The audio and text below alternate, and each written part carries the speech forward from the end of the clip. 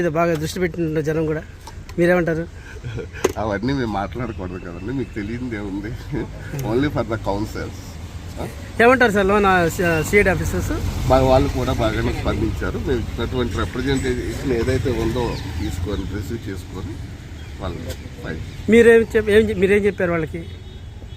ఈరోజు మీరేమోంచి రామ్ గోపాల్ వర్మ గారికి మీరు ఈరోజు అటెండ్ అవ్వమని నోటీస్ ఇష్యూ చేశారు. దాని మీద మేము రిప్రజెంట్ చేయడానికి వచ్చాం. మాకు 8 weeks టైం కావాలని రిప్రజెంట్ చేస్తాం.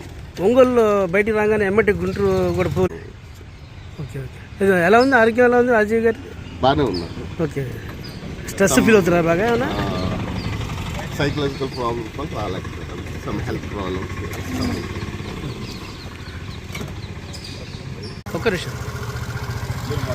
సోషల్ మీడియాలో ప్రముఖ దర్శకుడు రామ్ గోపాల్ వర్మ అనుచిత పోస్టులు పెట్టారన్న దాని మీద ఈరోజు ఆయన తరఫున నానిబాబు న్యాయవాది సిఐడి ఆఫీస్లో ఒక రిప్రజెంటేషన్ చేశారు.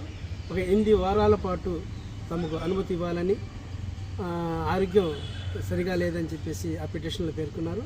సిఐడి పోలీసులు కూడా దానికి అంగీకరించారు. 8 వారాల తర్వాత కంటే కూడా ఇంత ముందే అవకాశం ఉంటే మళ్ళీ నోటీసులు ఇచ్చి మళ్ళీ రమ్మనే అవకాశాలు కనబడుతున్నాయి. నానిబాబు ఇప్పుడే లాయర్గా నోటీస్ ఇచ్చి తిరిగి విజయవాడ వెళ్ళిపోయారు. కెమెరామెన్ సుధాకర్తో మహమ్మద్ రఫీ, గుంటూరు సిఐడి ఆఫీసర్స్.